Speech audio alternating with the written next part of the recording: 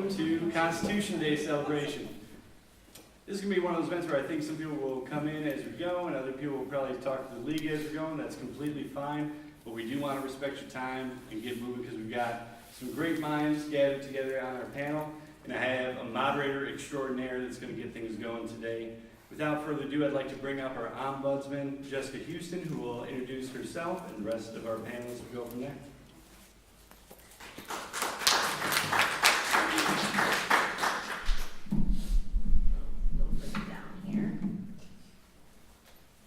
My name is Jessica Houston, and I'm just the moderator. I wouldn't say extraordinaire. Thank you for joining us today as we celebrate Constitution Day, and we have a lovely panel. I would like for you guys to go just down the line, introduce yourself, tell us what you do in the community, and why you make the time to vote. Starting with Professor Themm. Hello. Hello, my name is Elaine Themm. And I teach history here at Jackson College, and throughout my career I've taught social studies at the high school level and been involved in community and always pushing how important it is to vote, whether you're for or against someone, but to go out and vote, and that it is our right as a constitutional right. And I'll talk today about how that has changed for U.S. citizens from our beginning time till today. All right, my name is Beauchamp. I am the director of the Prison Education Initiative for Jackson College. And talk a little bit about disenfranchisement and how our students that are incarcerated have been deprived the opportunity to vote, and also talk a little bit about how we encourage them through promoting positive change as they re-enter the community. Good afternoon. My name is Anthony Cleveland. I'm an associate professor of psychology here at Jackson College. My mandate today is to talk about the psychology of persuasion. What political operatives do to get inside your head. Good afternoon, everyone. My name is Hakim Crampton. I'm the founding director of the Academic Mentoring and Education Network for Youth. I also work in housing and education, working to empower youth with a voice in our community. I'm also a returning citizen. That means I'm formerly incarcerated, so I'm one of those most heavily impacted by voter disenfranchisement. And there are two mics, so we don't have to rush you. So I'm going to start off with Professor Themm. As the lead history faculty member, can you tell us about some major milestones in the historical development of voting in the U.S.? Sure. So, let me see if I can just put this closer so I don't have to hold it.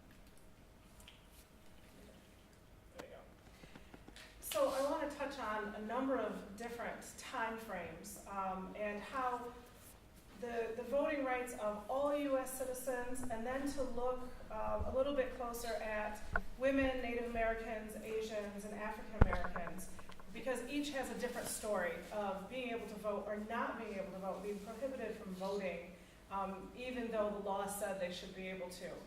So looking at our country, when the Constitution is signed, our Declaration of Independence, is signed, only white men, 21 or older, who owned property were able to vote. So we had other people in this country at that time, and so by the time George Washington is actually given the title of President of the United States in 1789, only 6% of the people who live in the United States are actually allowed to vote. And it's given, each state is given the right to decide who will vote and where they'll vote and all of those things. And so it's not a federal policy even. By 1790, we have naturalization laws that say free white immigrants can be considered citizens of the United States. It was very specific of who was able to become a citizen even, and you had to be a citizen to be able to vote. So even if you were a free white person that owned land, you wouldn't be able to vote if you weren't a citizen. So you had to be naturalized as well. By 1848, we have two groups coming together for universal suffrage. And Frederick Douglass puts that forward first as he meets with the women at Seneca Falls and talks about universal suffrage. And so they start to promote voting rights for African Americans, for women as well, who were totally ignored from being able to vote before this. When we see, also in 1848, we have the end of the Mexican-American War, and lines change of the United States. And so people who had been living in Mexico now were living in the United States because our boundaries changed. And so those people were given citizenship, and they owned land, and they were over 21, so they were allowed to vote, but then they put in a policy of you had to know English. And there was violent intimidation as well along the border there for these new American citizens, so they wouldn't go to vote. And that story will play a role over and over and over for these different groups that come in, and the Asian Americans we have, and the African Americans, and women too, as they go to gain the right to vote. So by 1864, we have the 14th Amendment, where citizenship is given to former slaves. We already had in 1866 a Civil Rights Act, but neither talk about voting. Neither address that, and it still is up to the states to decide. And often African Americans are not given the right to vote. Women, we know, are not given the right to vote. And so we have to have the 15th Amendment put in place to say in 1870, every citizen can vote. They can't be denied because of race. Women still aren't going to be able to vote, but you can't deny it because of race.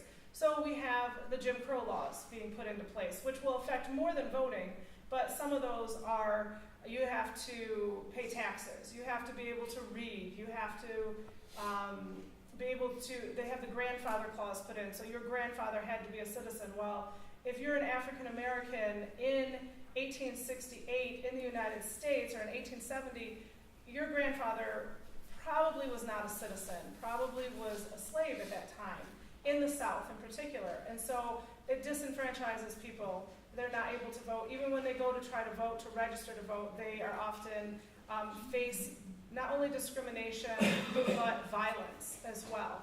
So by 1872, we have Susan B. Anthony. She had been pushing for women to be able to right to vote. She goes in Rochester, New York to vote. She's arrested. She goes on trial. She refuses to pay the fees that are associated with her, and she will start to collect signatures to get women the right to vote. And she shows up to Congress every year from 1869 to 1906, which is when she dies, to push forward women's right to vote. Women aren't going to get it until 1920.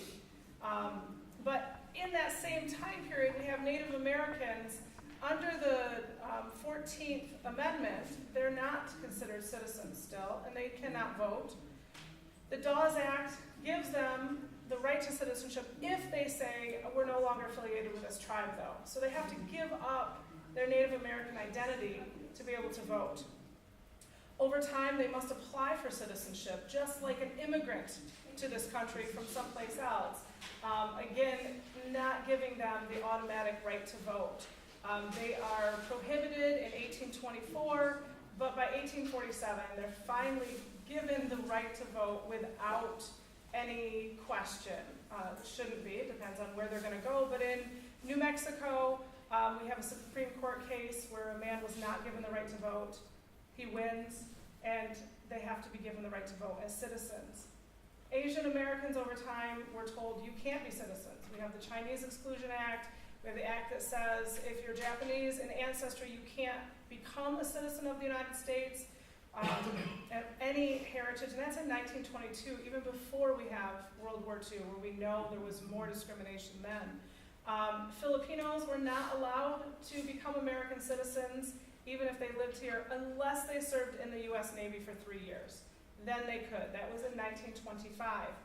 By 1952, finally in 1952, the McCarran Water Act says all people of Asian ancestries have the right to become citizens. Since 1952, these groups of people who've been here had been disenfranchised and not allowed to vote.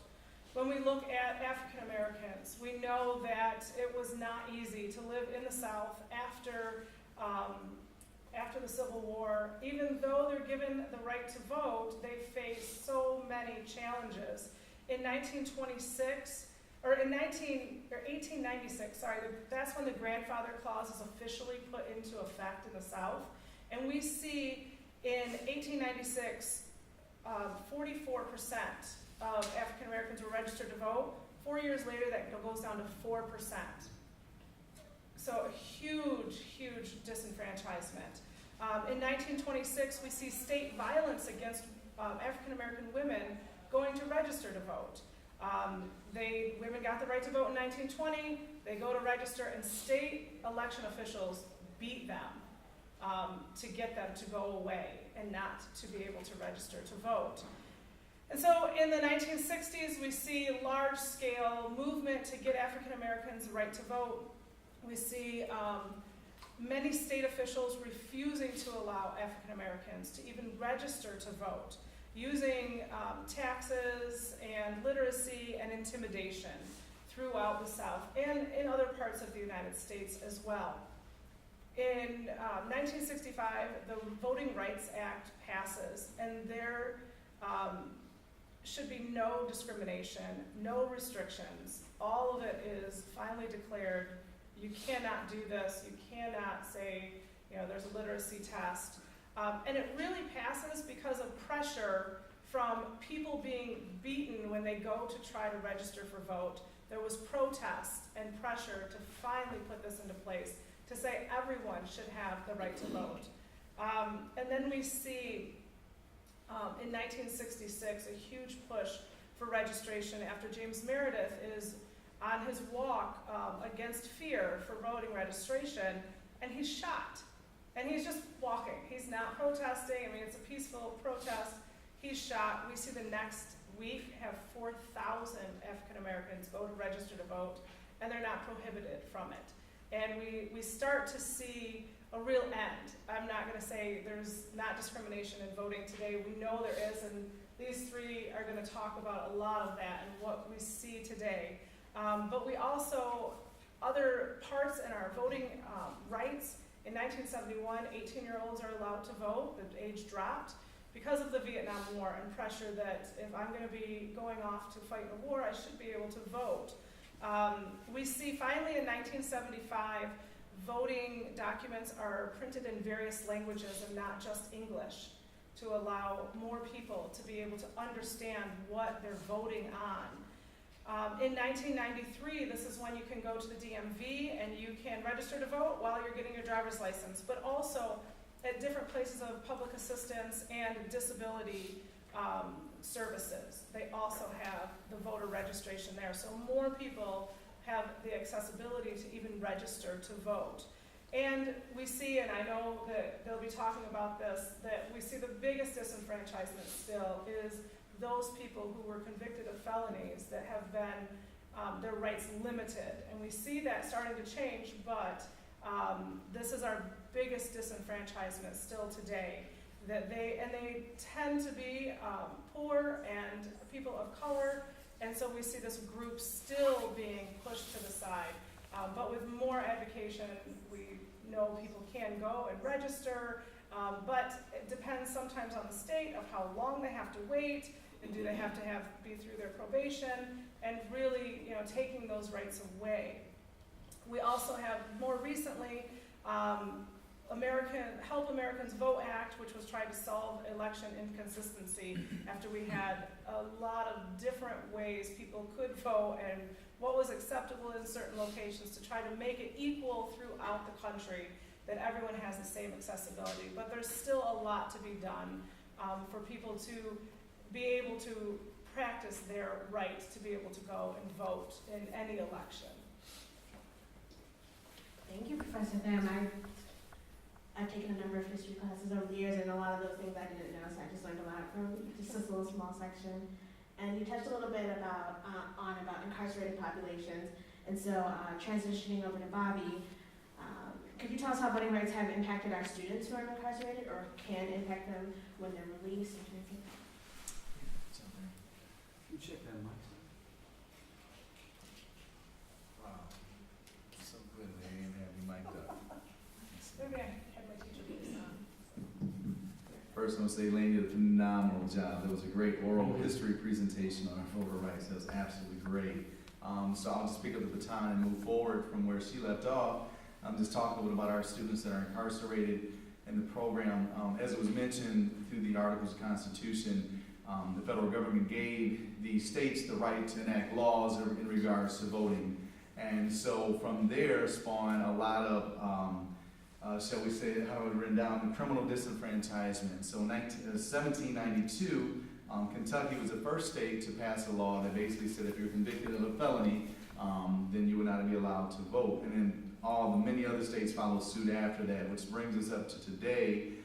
So we have 50 states, as we all know. There are only 2 out of the whole nation that actually do not take away or disenfranchise individuals for being convicted of a felony. That's Maine and Vermont. Obviously, it would be wonderful to see that happen across the nation because they still have a voice. We all know that when you vote, you have a voice, and that voice impacts not just your life, but the lives of your families and your community. So I'm just going to give a little breakdown of how some of the different sanctions, if you will. Loss of voting rights while incarcerated are restored upon release in 14 states, including Michigan. So while incarcerated in Michigan, our students do not have the ability or the right to vote. Upon their release, even if they're still on probation or parole, their voting rights are restored. But that's not the case across the nation. Loss of rights during incarceration and while on probation or parole are in 21 states, and their rights are restored once they have completed their sentence, parole or probation being a part of that sentence. Loss of rights indefinitely or for an extended period of time after release are in 13 states, and there are 3 states that even after one has completed their sentence, whether it's incarceration, parole, or probation, they cannot have their rights restored unless they petition their local government. Individuals incarcerated for felony conviction in Michigan are ineligible to vote, as I mentioned, and voting rights are automatically restored upon release from prison. So ex-offenders do need to re-register to vote. So that just gives a little bit about our students. We try to encourage our students that are inside of this program that we believe in second chances, that regardless of what they've done and what crimes they may have committed, they're able to be forgiven. And they have the opportunity to get out and live productive lives and impact their community and give back to the community that they've taken from. This is something that we promote, not just as far as voting rights, which we want them to know they have a voice, but through the Second Chance Pell Initiative. Across the nation, very few students have the opportunity to gain higher education while incarcerated. If they do, it's at a great cost to themselves, normally through correspondence programs and such like. We're blessed and privileged to have the biggest prison education program in the nation, Jackson College, which I'm glad to be a part of. So in this program, we basically tell our students to be responsible for themselves, for their educations, for their lives personally, ethically, morally, and also when they're released to get back to their communities. One of the best ways to give back to your communities, we all know, is by voting. So that's just a little bit of a history and how it impacts our students. Thank you, Dr. Professor Cleveland, I know we were talking a little bit about voice, and I know you have a little something for us that about how that can be influenced.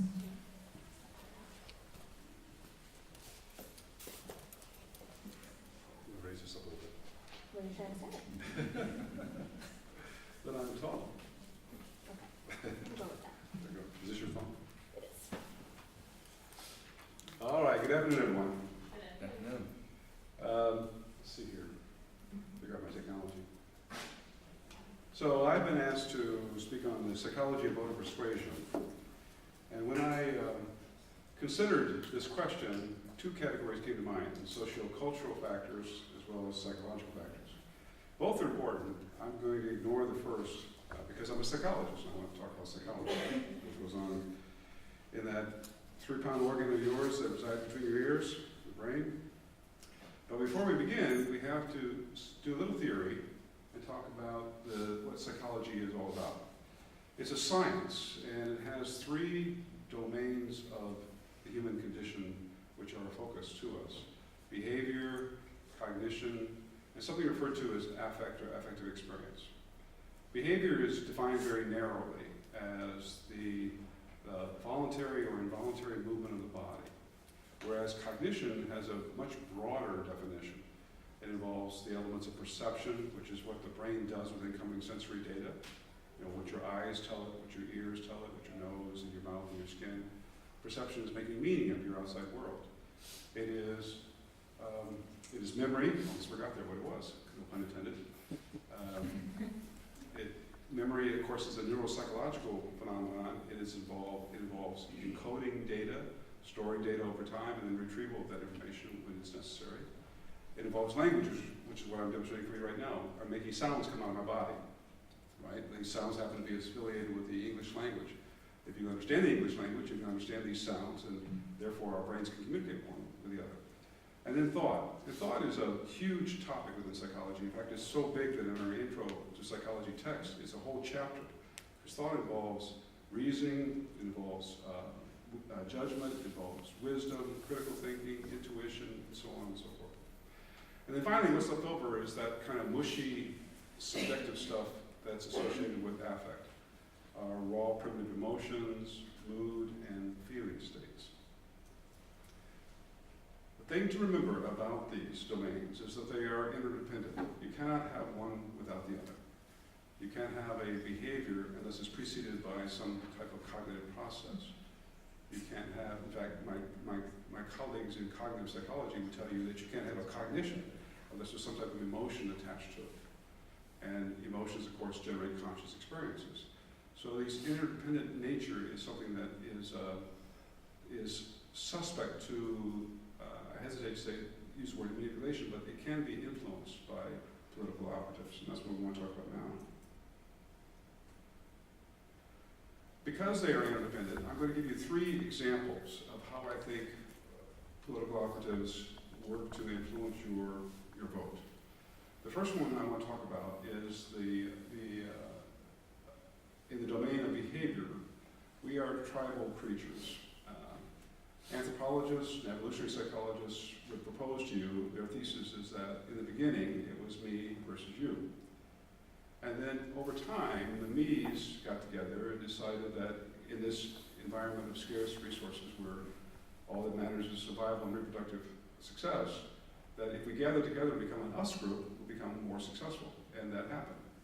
However, in response to that, the yous became a them. And that's kind of where we're stuck from an evolutionary standpoint. It's us versus them. Political operatives know this. They know this about us. And they know that if they can position their candidate as a member of the us group, then you are more likely to vote for them, assuming you're in that group, as opposed to a candidate who has been positioned as a member of the them group, right?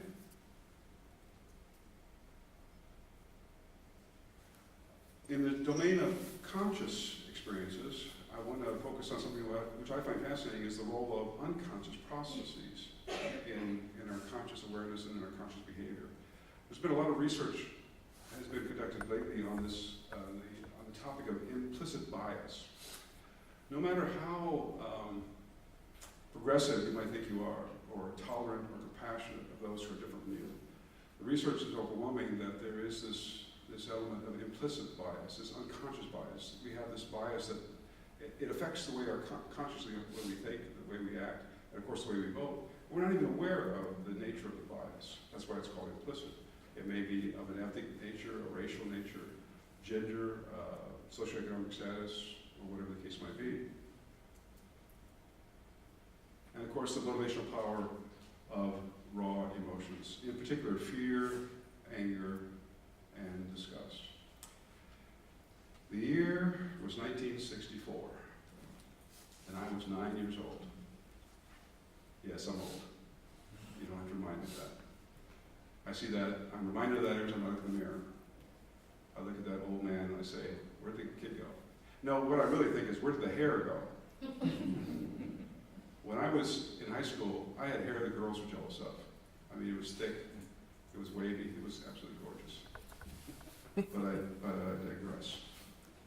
1964, there was a commercial. I was sitting in front of my black and white television. This was 1964, right? In our 2-bedroom bungalow. And there was a presidential commercial that came on TV. And it was Lyndon Johnson, who was the current president at the time. Mr. Johnson had become president upon the assassination of John F. Kennedy. And he was running against a fellow by the name of Barry Goldwater. Goldwater was an ultra-conservative, right-wing Republican from, I believe, from Arizona. Some of you that may be as old as I am, which is probably not any of you, can remember how this ad started out. It was a little girl. She's a cute little kid, probably 3 or 4 years old. And she had a petal, a daisy in her hand. And she was pulling the petals off of the daisy, and she was counting, and of course she was making mistakes, and she was counting up to 10. And she was going, in a little girl voice, 1, 4, 3, 6, 6. Eventually she got to the last petal. And when she pulled that 10th petal off, simultaneously 2 things happened on the screen. The camera zoomed in on her face and focused entirely on her right eye. And then in the background, there was this metallic, masculine, almost robotic voice began a countdown. 10, 9, 8, do you remember this? 7, 6, no. Anyway, by the time the countdown got to 10, there was an explosion, and it was an atomic bomb. And there was the mushroom cloud formed up, and the noise of the bomb decimated everything. And then in the background, President Johnson's voice came on. Now, Johnson had a distinctive Texan drawl. I'm not going to try to replicate it here. But I can't remember exactly what he said, so I did some research, and I found it. I found what he said. This is what he said. While the mushroom cloud is billowing in the screen on television, Johnson's voice comes on and says, "These are the stakes. To make a world in which all of God's children can live, or to go into the dark. We must either love each other, or we must die." And then the screen went black, and in white block letters, it said, "Vote for President Johnson on November the 3rd. And then there was another voice came on, a narrator came on and said, "The stakes are too high for you to stay home." Fear, anger, and disgust, right? It scared the heck out of me, I tell you that. And now, political scientists indicate that Johnson was probably going to win that election anyway, but it's interesting, when you do the research, Goldwater's poll numbers dropped precipitously a week or so after that commercial aired. And then in November, of course, the rest was history. What I want to leave you with is a thesis out of social psychology. It's called attraction theory. And again, we'd like to think that we are reasonable, rational, logical human beings when we go into the voting booth and we cast our ballots, but in fact, we're not. We tend to vote for people who we are attracted to. And this attraction is comprised of 3 elements: physicality, and similarity, and something referred to as equity or reciprocity. Physicality, I'm going to go back to 1960. I was 4 years old. I don't remember this exactly, but I saw reruns of it. It was the first presidential debate on television. And the 2 gentlemen that were debating were John F. Kennedy from Massachusetts and Richard Nixon, who was the Vice President of the United States at the time. Have any of you seen photos of John F. Kennedy? He was one handsome dude. He was a good-looking man. I mean, he looked like his face looked like he'd been cut out of stone. I mean, he was just good-looking. And then there was poor old Richard Nixon. It wasn't Richard Nixon wasn't good-looking. It was just that he was suffering from premature male pattern baldness. But the biggest thing about being on television was that Richard Nixon was awful behind the camera, or in front of the camera. He was sweating and sweating profusely. He kept rubbing the sweat from the top of his lip. And his eyes kept darting around. He never looked at the camera. He never looked at the people he was trying to convince, right? It reminded me kind of like a mouse looking for the cat in the kitchen. I mean, he was just darting around. He looked at Kennedy, he looked to the right, he looked to the left, he looked up, he looked down, but he never looked at the camera. In the area of similarity, we tend to vote for people who are a lot like us. In particular, in 2 domains, or 2 elements. One is our communication patterns. Psychologists view people, and they look at people, they say, in the area of written language or verbal language, we are either direct and concrete, or we are abstract and formal. Direct and concrete speakers tend to say what they mean and mean what they say to get to the point. Their sentences are short, there's not a lot of adjectives or adverbs or conjunctions. Whereas abstract speakers, theoretical speakers, tend to use flowery speech. So we tend to vote for people who appeal to us. We tend to vote for people who have similar speech patterns. We also tend to vote for people who have similar common core values that share with us, kind of a worldview. We tend to vote for people who are similar.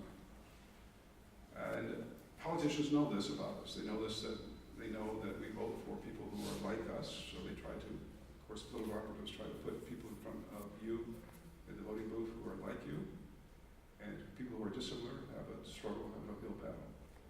But finally, equity and reciprocity. This is an interesting concept. This is kind of the old, I'll scratch your back and you scratch mine. We know that in all social relationships, whether you're talking about family dynamics or the employer-employee relationship or the relationship that exists between politician and citizen, there is this concept of equity and reciprocity. In other words, I'll cast my vote for you, but I expect something in return. Politicians are aware of this, political officers are aware of this, and they know that they can make promises to you in order to entice you to vote for them. And whether or not they actually fulfill those promises is another matter entirely. All right? So I've run out of things that are even remotely intelligent to say, so I'm going to turn it back over to Jessica and finish it up.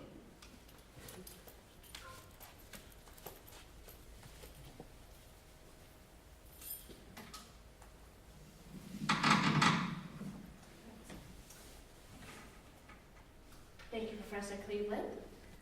And last but certainly not least, we have Hakim Crampton. And so Elaine alluded to a lot of this, but the U.S. Constitution didn't grant voting rights to all persons originally, and some people were prevented from voting even after laws changed. So could you enlighten us on how voter suppression and the limited voices of marginalized U.S. populations has affected things? Yes, absolutely. Thank you. Thank you. This is a great discussion. Very eloquent breakdown of this topic. I want to kind of focus on the marginalization of groups in America that have been grossly impacted and affected by disenfranchisement, voter disenfranchisement, or voter discrimination. There's a lot of different terminology, a lot of language at stake here, which makes this conversation quite difficult, even from a historical, scholarly point of view, or from a social point of view.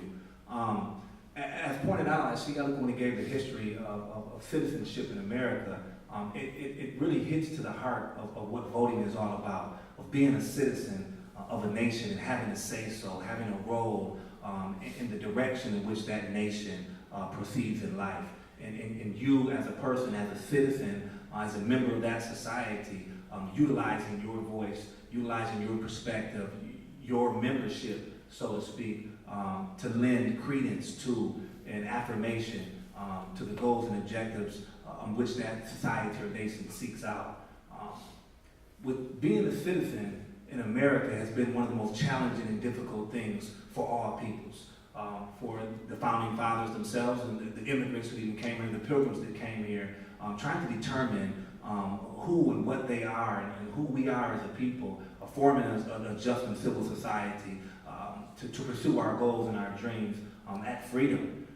So citizenship is at the heart of this topic, and specifically when we're talking about marginalized groups, two of the most heavily marginalized groups in America has been, of course, the Native Americans, those who were native to this land before Americans came or before they were called Americans, and of course African Americans who were brought across the Atlantic Ocean as slaves and become, so to speak, naturalized post-slavery.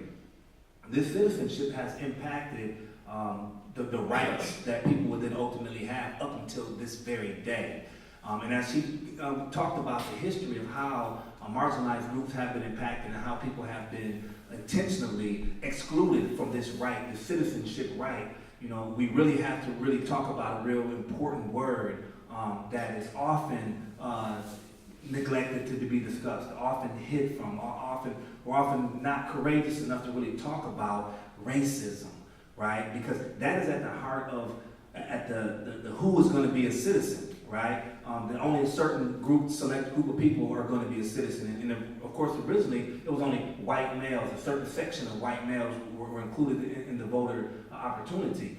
But it pinpoints the heart of racism. And when we talk about racism, when we talk about the evolution of racism, we talk about today's marginalized groups being still discriminated and disenfranchised from voting, we have to talk about the nature of it, right? The structured nature of racism and the systematic ways in which racism continued to prevail. So when marginalized groups, and there's a lot of marginalized groups, we talk about Native Americans, Chinese, Filipinos, African Americans, et cetera, there's a lot of other marginalized groups that get left out in that conversation because they don't fit within that mold of race, so to speak, right? So we're talking about, today, we're talking about homeless youth, right? Homeless youth and adult homeless. Talking about disabled Americans, right? These are all just some small segments of some of the people that are disenfranchised. People that have been convicted of a crime in which the 13th Amendment gave exclusive right to exclude them from their participation in American society. So when we talk about marginalized groups, there's been a structural, systematic intent to keep certain marginalized groups from being included, from having a voice, a say-so in who is going to lead this country, who is going to help shape policy, in the political movement of this country, who is going to be the one to decide what that is and what the goals and objectives of that nation are going to be. So myself, as I mentioned, I'm what we call a returned citizen, meaning that at one point in my life, I had my citizenship taken from me by virtue of the 13th Amendment. 13th Amendment guaranteed that if you were convicted of a particular crime, particular felony, you were no longer a citizen. You were stripped of that right, and which unfortunately has led credence to a lot of the abuse that takes place in prisons. Because remember, these are no longer citizens. You've been stripped of your right. So there's a lot of abuse that takes place in prison, has historically taken place, and still takes place in prisons. So being a formerly incarcerated person or returned citizen, it's been a great fight all across this country for marginalized groups, including those convicted of crimes, to be able to fight for the right to have their voice heard, right? Fortunately, in the state of Michigan, once you are released from prison, that right is returned to you. But that doesn't mean that you have a clear pathway to your return citizenship. Let me just give a few examples. As I mentioned, I work in housing. I'm a case manager, a housing specialist, and I work for the Community Action Agency at the Jackson Housing Commission. Many of the residents that I work with, unfortunately, cannot vote. Not because they're not citizens, not because their voice shouldn't be heard, that they're not Americans, but because we have a lot of other exclusionary policies. When we're talking about structures and systems, but a lot of exclusionary policies that then exclude, by virtue of practice, many individuals from actually attaining the right to vote. I'll give you a great example. I'm working with a man in his late 50s. He can't go vote because he doesn't have an identification card. So we're talking about voter ID became a new law that said in order for you to vote, you had to come and present yourself. We had to verify that you are in fact a citizen. Well, this man specifically got his license taken from him in 1986. Hasn't had a license since because of violations of laws and whatnot related to driving. So during the sphere of this last 30 plus years, this man has not been able to vote because he has not been able to secure an identification card, right? Why hasn't he been able to do so? Well, there's a lot of, like we said, we're talking about structures and systems and policies and practice that prevent people from actually getting to the polls. So in his particular case, and many other Americans, you have to go and present yourself to the Secretary of State or the DMV, the Department of Motor Vehicle, and to verify that you are who you say you are. Those verification documents, similarly in the past, are similar today. You have to have a certain set of required documentation to verify who you are. That impacts millions of Americans today who are marginalized from being able to vote. Let me tell you the first problem with this gentleman. He had to secure a birth certificate. So he called his mother up, who was older and still alive. He said, "Mom, I need my birth certificate." She had it. We went and picked it up. He had to have a Social Security card, which she also had. Then he also has to have mail verifying his residency, which, remember, I also talked about homeless youth and homeless adults who do not have a permanent residence, therefore are excluded from getting that identification card. So now he had to produce mail, verify who he was. Some other documentation required, such as medical documentation, school documentations, etc. So we go to acquire his school documentations from Jackson High School. They produced them. He was a graduate of Jackson High School in the 70s. He had his documentation, which included his Social Security number on there. We went to the Henry Ford Allegiance Health, which was Foot Hospital at the time. We were able to secure some documentation. We went to go present ourselves to the Secretary of State. Secretary of State first initially said, "No, we cannot accept these documents because you've produced the original birth certificate with his footprints on it, his handprints on it, with the sticker and seal on it." They said, "We don't accept that document. We only accept the document that has been produced by the vital records and statistics from downtown Jackson County." So just another layer of structural systematic, the prevention of people from being able to reach the right to return citizenship. So we went to the Department of, went downtown to get those vital records. We got them. So when we returned back, they looked at his Social Security card, and it was a photocopy of the Social Security card. So we can't accept that. It's a photocopy. So I said, what about his other documents that verify his Social Security? Looked at his school records. Oh, there's his Social Security number. They looked at his hospital records. Ironically, the records department at Henry Ford Leader's Health, the record keeper, worked with this man's mother, seen his name on the birth certificate and said, hey, look, I know you. I remember when you were born. I've been working here 35 years, she said. She said, I'm a friend of your mother. She used to work here and she retired here. So she quickly gave us the document we needed. Well, of course, we returned with that document that we had secured already. And they told him, they told us that we were trying to get his identification so that he could vote, for example, or so that he could acquire housing, for example.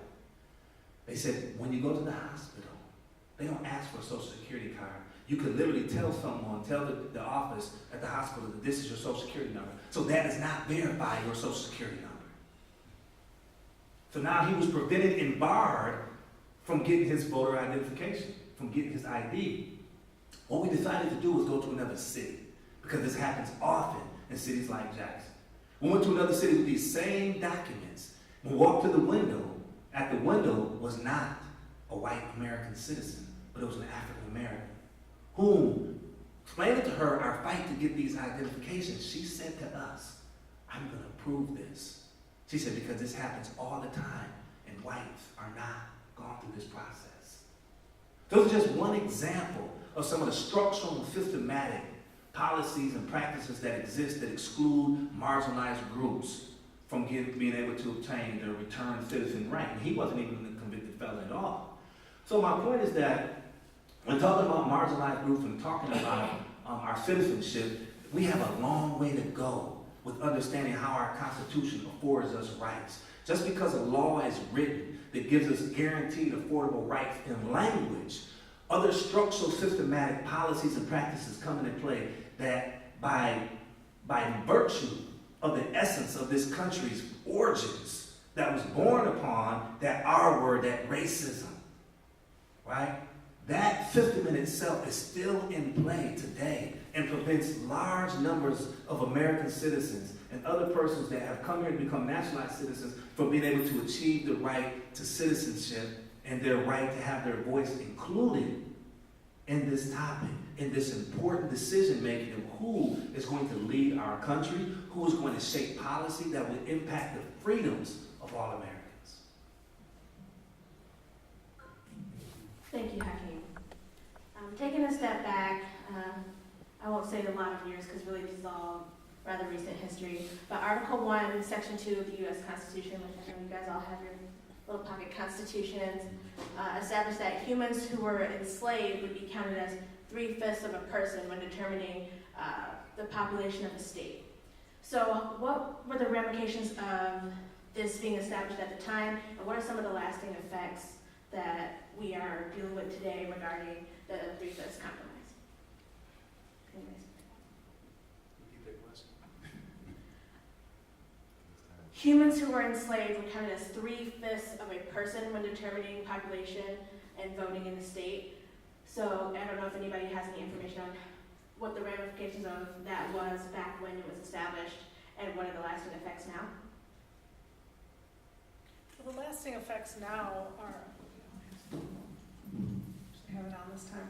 Some of the lasting effects we could see in, from the 100 years of 1865 to 1965, and African Americans not being afforded the right to vote all over the South. That some, one day they're slaves, one day they weren't slaves, and people didn't accept them as their equals and as humans. And when they were given, you can't stop them from voting, they still put things in place to prevent that, and then that just moved right through the culture over the next 100 years in certain places to keep them disenfranchised. I just like to say, I think it's absolutely absurd that anyone could be considered 3/5 of a human being. Just absolute nonsense. But I think it really ties into Hakim's comments and goes back to the origin of the root of racism in our country. And so when these individuals were brought into play or brought into question as far as voting rights to be considered less than, obviously tilts the scale in favor of white America. And so today, over hundreds of years later, we're still digging out of that, and we're not there. You know, that actually promoted a culture of exclusion, where if you were not in the end, as Dr. Cleveland was saying, in that particular group of people, then your rights, your what was important to you, didn't matter. You know, you were excluded, and then you faced all these obstacles that Hakim was mentioning. Even today, we're still seeing that. And so I think that which was enacted hundreds of years ago, we're still facing today, finding a way out of that, because a lot of the laws and things that were laid down as a foundation for this country were exclusive. You know, they excluded others and included only a certain group of people, which we all know today is absolutely wrong. That we live in a country that should be very inclusive. Even in our college, I love the fact that we're very inclusive of all people, not just one particular group of people. So I think that we're still fighting through or seeing the results of those concepts way back then, even today.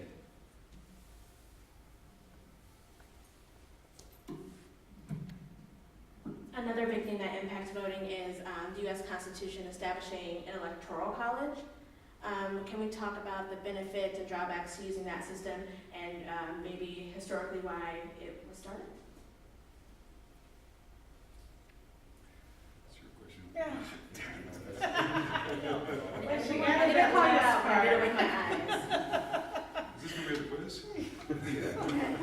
Take notes.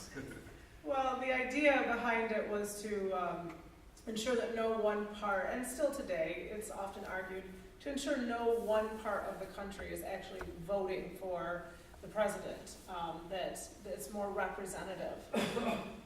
Lots of arguments on whether that's real or not, especially when you see the popular vote leans a different way than what the Electoral College is. And so I think, you know, there's always debate, especially at the time of a presidential election, whether it's really fair or not, by whichever side didn't win.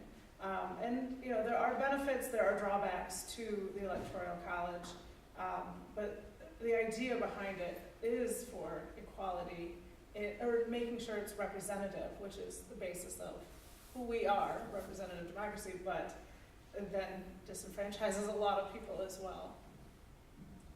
You know, to that, I would add that the college electoral vote, to a certain extent, is a precursor to one of the biggest disenfranchisements in voter history, which is gerrymandering. And gerrymandering is the ability for those in power to draw districts that favor one particular party over another. And when you look at it, gerrymandering itself is racist.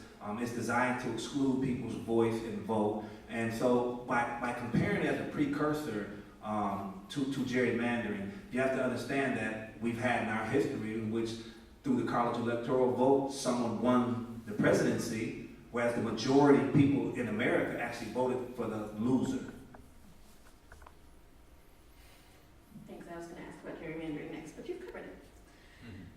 So, 22 different countries have laws requiring their citizens to vote. Do you see how that could benefit the United States, or do you see some more drawbacks to having a requirement to vote in elections? It's not about this opinion. Restate the question. There's 22 countries that require their citizens to vote. Can you see where there would be benefits or drawbacks to the U.S. adopting that policy of requirement? What would be the consequences if you didn't vote? It's a great question. I don't even know which all 22 countries, but that's something that you can consider. I think the requirement to vote often will then put, it makes it easier to buy votes or sway votes as well. I'd have to look up that 22 as well, but I can't think of any democracies that have it. And so then you look and you say, you know, yes, 98% of the people came to vote and I won by 100%.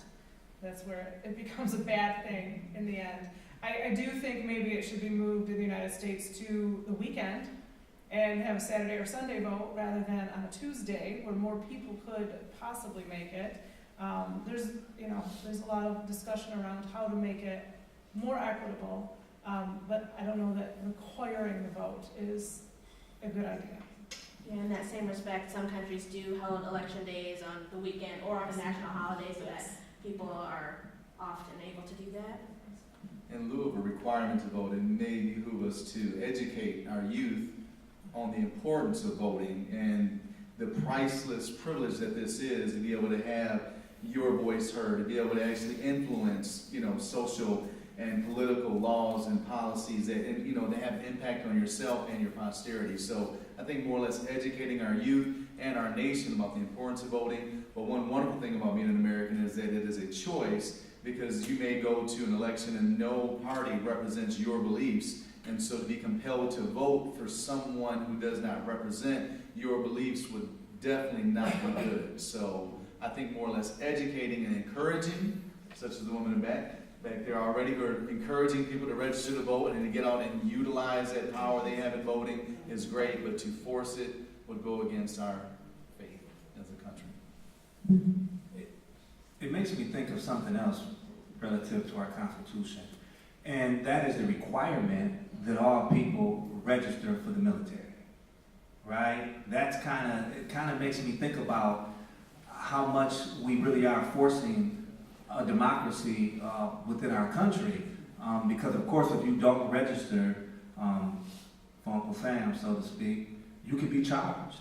And Muhammad Ali, who was an architect of political resistance, spoke strongly about not fighting in a war, not registering to fight for a war in which he didn't believe in the validity of it, for one. So he asserted his religious persuasion as a way to challenge that, to say that this war is not just. At a time in America in which people were being sprayed with fire hoses, bit by canine dogs, and be excluded from their voting privileges, be excluded from having equal access and equitable access, so to speak, to public institutions like cafes and restaurants, etc. But yet we were being required to go fight and defend the laws that keep us in slavery. And so that question is very, very unique. I think it needs to be explored a little bit about whether or not we should continue to have a requirement for us to register the United States Army. Bobby, you talk a little bit about the importance of educating the youth and young people about voting. I hope everybody can answer this one, but what things happened in your past, or what influenced you, if it made you feel empowered to be involved politically, and made you feel like your vote is important? And take on that. In my house, everybody always voted. It was just something that, in our house, it was important to go and do, and we discussed not who you would vote for, but why you would vote and the things to look at. And so whenever I've taught, especially around election times, I've explained that to my students as well, that it is very important to go out and vote. I've taken my own kids ever since they were in strollers to go with us to vote. I own the opposite, growing up in a home where voting, we never even heard of it. We never talked politically in my home. So not maybe understanding, the ramifications, the importance of my vote. I think it was later on being in a church and understanding that certain candidates may represent my spiritual or spiritual convictions. Then that is something that I began to take into consideration when I started going to the polls to vote. So that helped me a lot.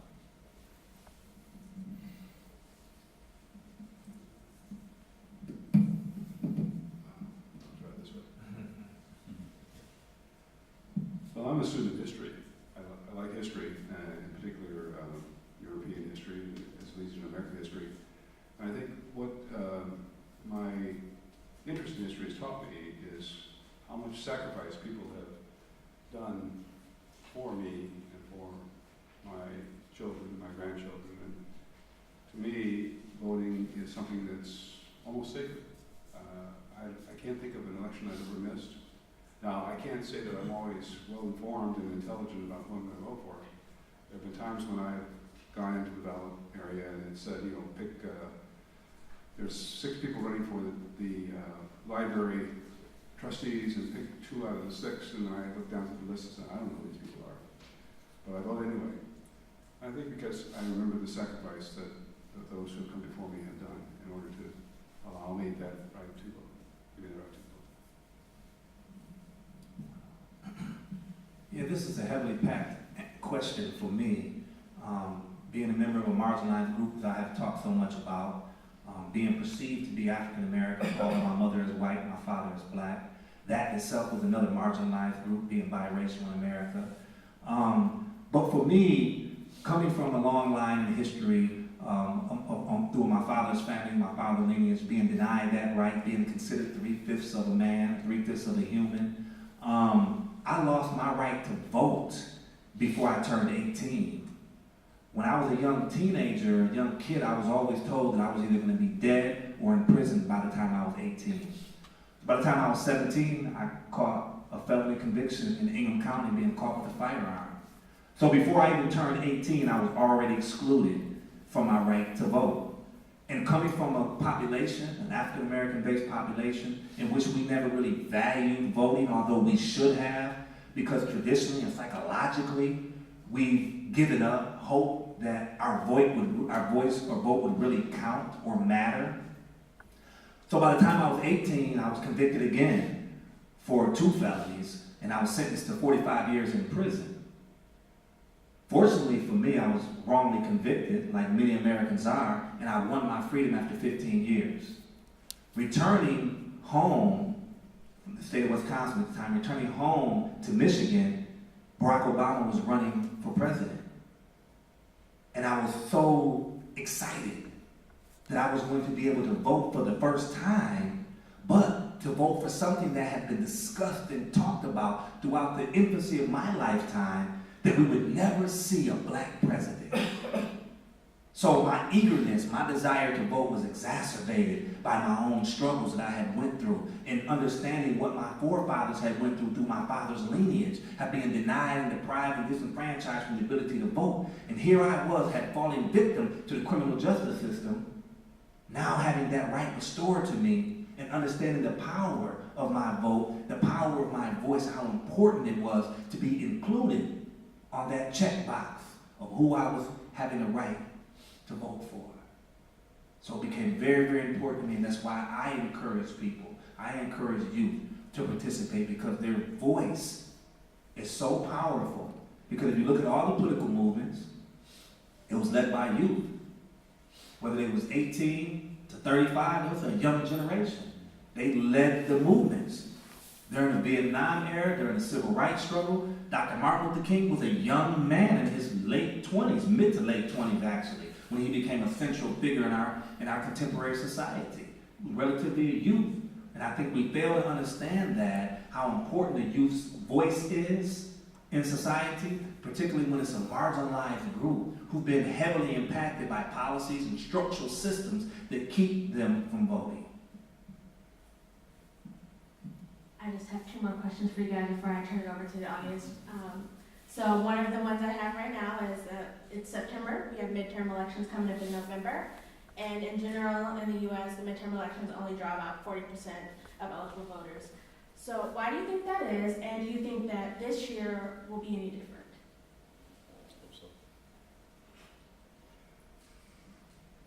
I hope so. I think there's a lot riding on this election. I think Hakim touched on it. It's a question of, does my vote matter? Does anybody count? Does anybody care that I vote for this or that? So I think that's one of the issues. It's kind of a personal, motivational thing. But also structurally too. I think the reason people don't vote is it's difficult to get to the voting area. If you have children, you got a job, you got schoolwork, you have things that you have to do. It's like we don't make it convenient for people to get out and cast their votes. Although I know some states are making some progress in trying to allow easier registration for voting and mail-in voting, things like that. It's funny, I was just mentioning earlier that we live in a nation of convenience, and I was telling Daryl back there, if there was a way you could push a button on your phone, probably everybody would vote. Unfortunately, it is very inconvenient. You can consider the fact that many Americans have to work. It's on a Tuesday, as Elaine was saying. So there's certain obstacles, not to mention just to get registered, as Hakim was saying.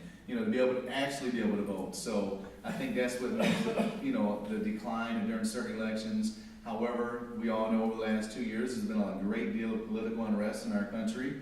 It's publicized through social media, on the news. I think because of that political unrest that we're facing in our nation right now, we'll probably see some of the higher numbers at the election polls this coming November. If I could just add one thing, that there's the question of the integrity of the vote as well, which is suspect right now. I was listening to NPR this morning, not to plug NPR, but it's a radio for intelligent people, by the way. They were talking about 40%. They recently done a poll where 40% of the people that are going to cast a vote in November were concerned about whether or not their vote would be tampered with. That's kind of scary in democracy.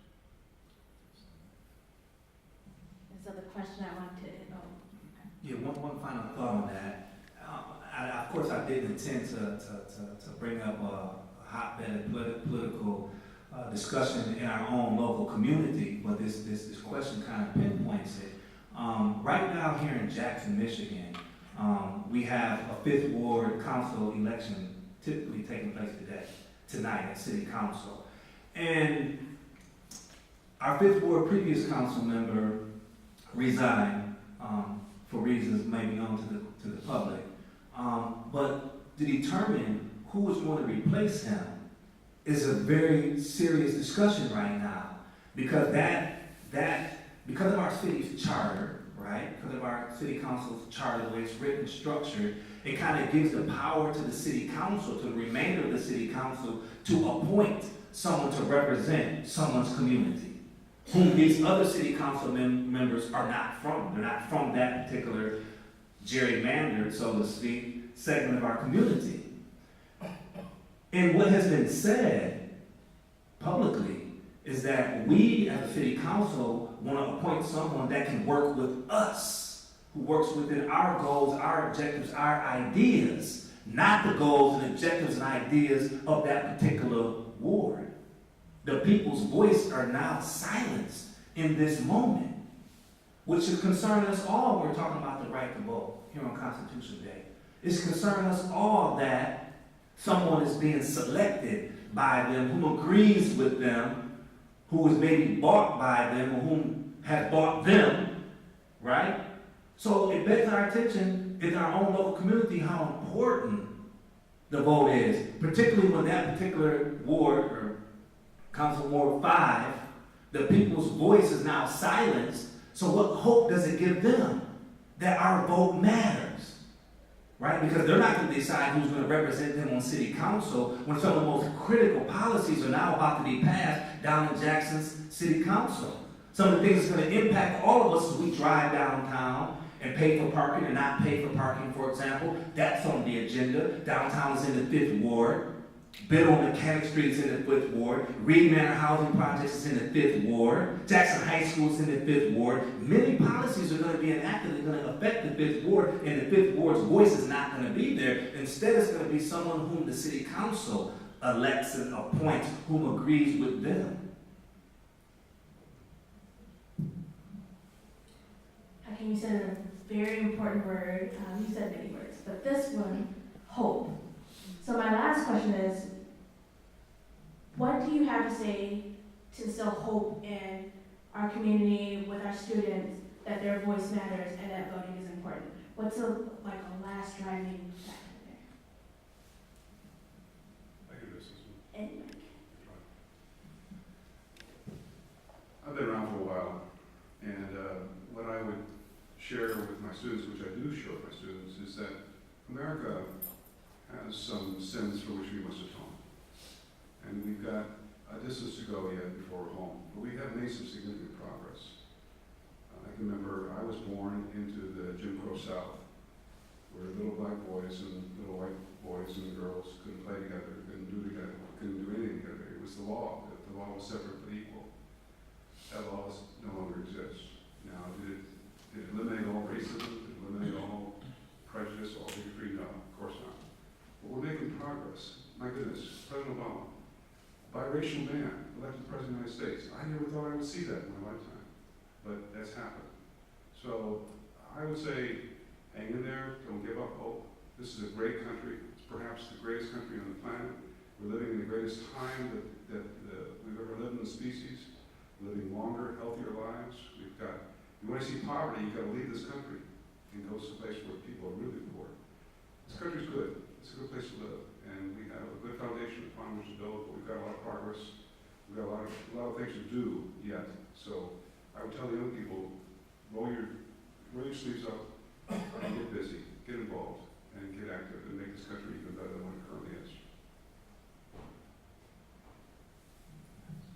I would think that there are many that may feel discouraged and feel that although they may have voted in the past, it did not bring about the intended result that they hoped for, and so they may discourage them from wanting to vote. However, many people may not take it upon themselves, but when you think of your posterity, you think of your children, your grandchildren, you have to ask yourself, what type of country do I want my children to live in, my grandchildren to live in? And so when you begin to think about that and realize that your voice can shape and mold the America for our grandchildren for the future, then, because many people may not do things for themselves, but they'll go to great lengths to do things for their children and grandchildren. So if you were able to encourage and inspire them to use their vote, use their voice to shape and mold the America that they want their children and grandchildren to live in, then maybe that would give them the hope that, hey, even though it's right here and right now and I don't see a change, but if I utilize this vote, if I utilize my voice, I can bring about the change that I want to see for my posterity. I want to conclude our statement. I think that with what happened in Ferguson, Missouri, Michael Brown's death, and of course before that, Rodney King when he was beat by the police, I think that these are two things that give our community a greater sense of hope because of the fallout that's happened. The amount of awareness, the movement, the Black Lives Matter movement, for example, which a great representative is here today, LaShawn Irby of Black Lives Matter Lansing, one of the co-founders. I think that our community has hope now. I think that a younger generation of young black men and women have a greater sense of hope because they were most impacted by some of these recent deaths of police killings. And I think that in spite of the ramifications of what happened or how it happened or who was right and who was really wrong, I think that the fact that it was highlighted gives us the opportunity to empower our youth with another chance to get back into the movement, right? Because the movement has never really stopped. It just died down and got a little quieter because it was systematic and structural policies and practices in place, such as the COINTELPRO, dismantled the Black Panther Party, dismantled many other movements and political pacts that were designed to give a voice to young black college students in the South that were disenfranchised from voting. I think they have been silent for far too long, and what's happened has now given us a greater sense of hope that there's a chance that our voice just may matter if we can fight just a little bit longer, and although we may suffer some martyrs and some deaths, that one day, as people thought in the past, that one day that a dream would be fulfilled, that it just might happen in our lifetime. It just might happen. Thank you. Do we have any questions from the audience? Yes, John. Yeah. Can you bring the mic to you? No, I'll speak loud. I'll use my teacher's voice. We've covered a wide range of areas of disenfranchisement. Didn't say that right, but we've covered it. The 3/5 clause had nothing to do with voting. It had to do with appropriation of representatives. Population. Yeah, the population, which I guess in the longer term is who represents you at that point. As does the electoral college. It had to do with the mechanics of how do we get the votes to Washington and who represents how and how is that done at the state level. You might recall that U.S. senators were elected by the local legislators, not by direct vote. And that only was recently changed through amendment. And so many of those things, including why we vote on Tuesdays and not Saturdays and Sundays, which Saturdays and Sundays, for all of us sitting in here, seem like a good idea. That does, unless you're a practicing Jew. Saturday doesn't work. Unless you're a practicing Christian, church on Sunday does not work. So sort of the off day is Tuesday. That's how that came about. But it seems to me that it's not just about voting for people or things. By the way, Mr. Trump, regardless of what you personally think about him, is the president today because 50,000 registered Democrats in Wayne County did not vote, and he won Michigan by 11,000 votes. That's the difference in the election. Okay? Yeah, that's sort of scary to know, isn't it? Regardless of what you think about him, that's the reason he's president. But I have a question about the other things on the ballot. Why can't we pass a decent school millage in some areas? Why do we have trouble getting funding for our own college? What's going on with those voters?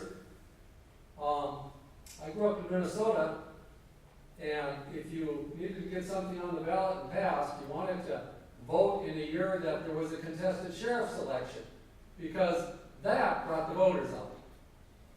Not a contested presidential election, or even governor or senator, whatever. I read something online that Miss Whitmer told her fix the damn roads ad because she was turning off too many female voters as coming off with the B word, acting like a. And so she pulled that ad after she won her primary. But anyway, talk about local elections, especially school millage and those types of things. I tell you, if it's a public safety millage, it's passed. Lock them up, throw away the key. But if it's a school or a library millage, boy, that can be tough. Well, what do you think on that? I agree, those are tough ones to pass, and I just was working with Jackson Public Schools to pass the millage that we did get passed. But one of the challenges, well, there's a number. First of all, when it's in May, people don't think to go and vote in May. And that's when we often have the school or libraries or those things. But another problem I think that we have, and working on that one really opened the door when I went door to door. People said, well, that school was good enough when I was there. People don't want to think that, I mean, when I tell my students here, when I was in my first years of college, I didn't have a cell phone. I couldn't pull out the internet or anything like that. Things change, you know, it wasn't that long ago, but things change. And I think that's part of the problem of our school villages, our library villages.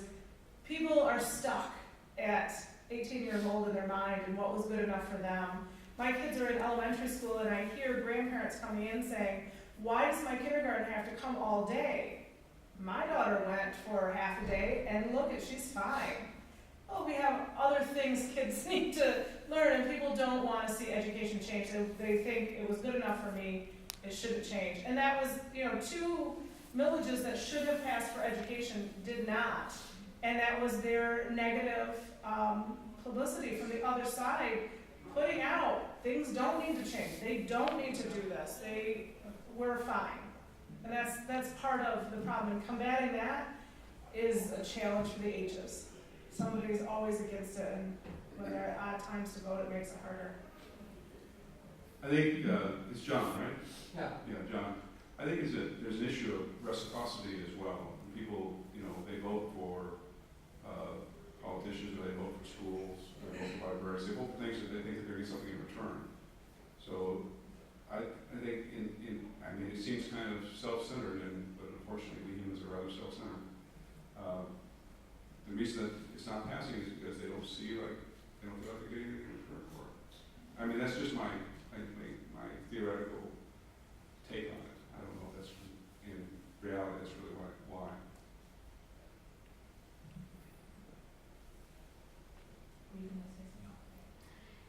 Any other audience questions? So I just want to let John know, the library millage of 2016 passed not only for a renewal, but an increase, which is unheard of in Jackson County.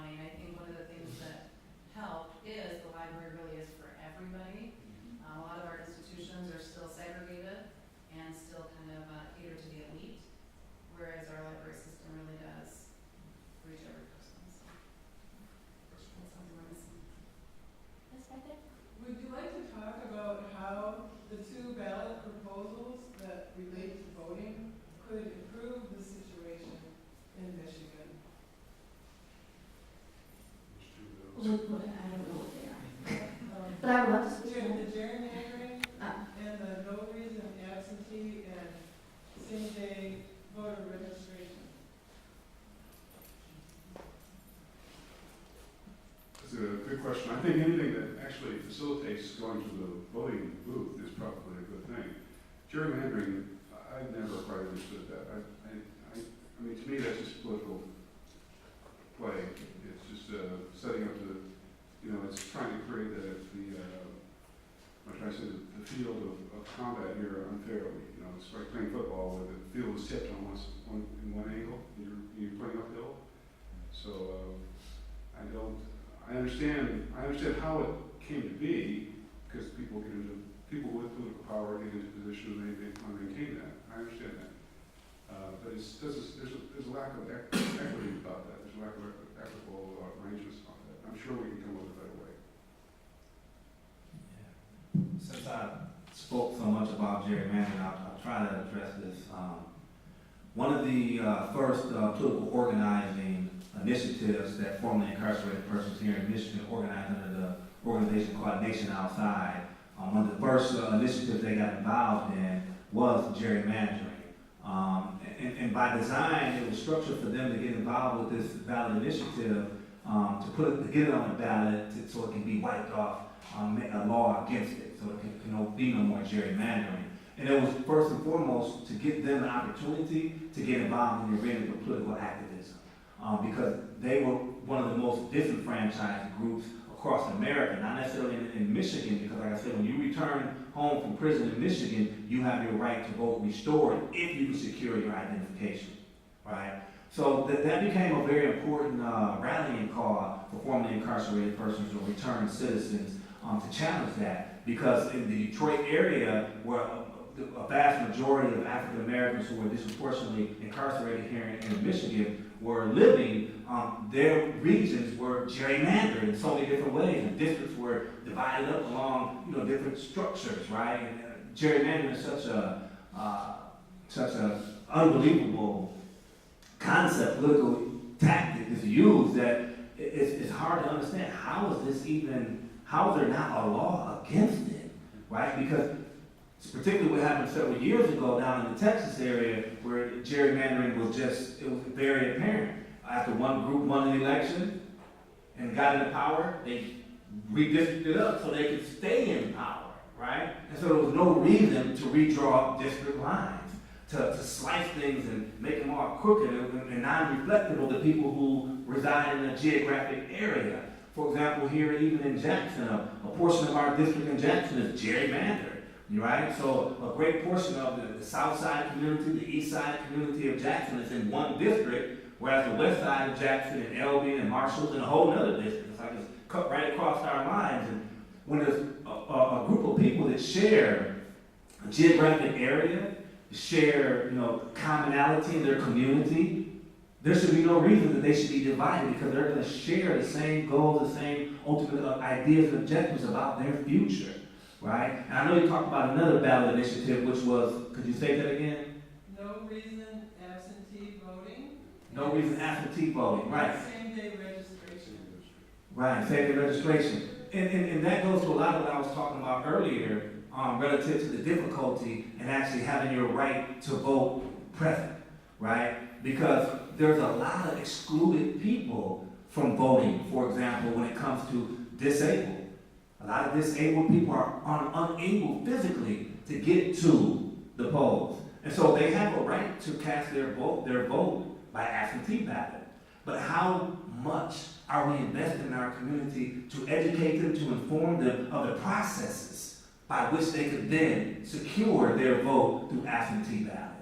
Right? So it opens up a lot of doors and a lot of issues, and it is critical to this discussion. And I think we need to do a better job as Americans at educating and making aware of these ballot initiatives that are in front of us and how they grossly impact our community. Jefferson was asked one time in the beginning of the country, why are you such a strong proponent of democracy? And he said, basically, because I trust the people. And I think that's the issue at play here, is the people that we put in power, do they trust us? If they trust us, they will give us ample opportunity to come and vote, and they'll believe in the intelligence of the American voter that we'll make the right decisions. If they don't trust us, then they're going to take all kinds of steps, as you heard today, try to ensure that you don't have the right to vote, that you can't vote, you physically can't vote, or you just legally can't vote. I think it's a question of trust.